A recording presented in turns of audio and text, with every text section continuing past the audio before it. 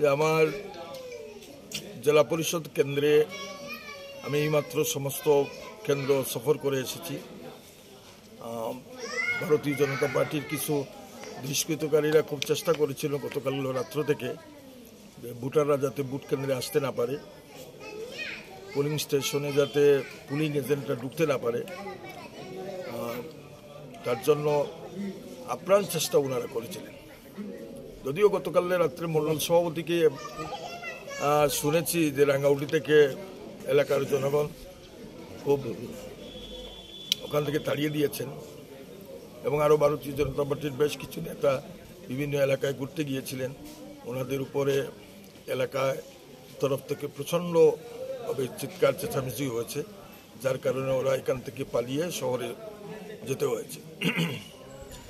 আজকে আমি এই সফর করে দেখলাম যে ভোটাররা কিন্তু পুলিশি নিরাপত্তায় সবই ভোট কেন্দ্রে আসতে পেরেছে, বিশেষ করে ইরানি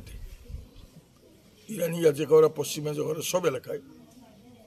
কিছু কিছু ক্ষেত্রে আমরা লক্ষ্য করছি যে ভারতীয় জনতা পার্টির যারা পঞ্চায়েত স্তরের ক্যান্ডিডেট আছেন ওনারা লাইনের মধ্যে কিছু প্রচার করছেন, যেটা অবজারভার বা সেক্টর অফিসার বা সেক্টর পুলিশ অফিসারের কাছে কিন্তু আমি কমপ্লেন করেছি, এডিশনাল এসপির কাছে কমপ্লেন করেছি, কিন্তু এই ব্যাপারে ওনারা কোনো সঠিক উত্তর বা কার্যকারী কাজ করছেন না। এবং আমার এই পরবর্তী সময়ে আমি এখানে পঞ্চায়েত সমিতির আসনে 3 নং আসনে আমি প্রার্থী হয়েছি। 3 নং আসনে আমার যে 2টি গ্রাম পঞ্চায়েত, এখানে 6টা পোলিং স্টেশন, সেই 6টা পোলিং স্টেশনেও খুব ভালো বুথ পড়ছে, এখানে কোনো সমস্যা নেই, যে যার বুথ যাকে খুশি তাকে দিতে পারছে এবং উৎসব মেজাজে এখানে বুথ চলছে।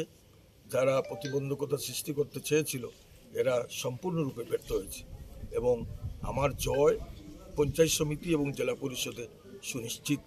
আমি জনগণের আশীর্বাদ নিয়ে দীর্ঘদিন যাবৎ এই এলাকার মানুষের সেবা করে যাচ্ছি। মানুষের সুখে দুঃখে সবসময় আমি ছিলাম, আছি, থাকবো। এখানে রাজনীতির জন্য রাজনীতি নয়, মানুষের সেবার জন্যই রাজনীতি।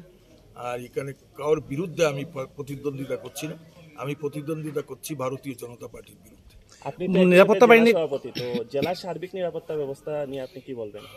চণ্ডীপুর এলাকায় থেকে কিছু খবর এসেছে যে পোলিং স্টেশনগুলোতে আমাদের এজেন্টকে ঢুকতে দেওয়া হচ্ছে না, ফটিকরাও ঠিক সেইভাবে, এবং পুরো তথ্যটা না আসা পর্যন্ত আমি সঠিকভাবে আপনাদের কাছে ব্রিফ করতে পারছি না।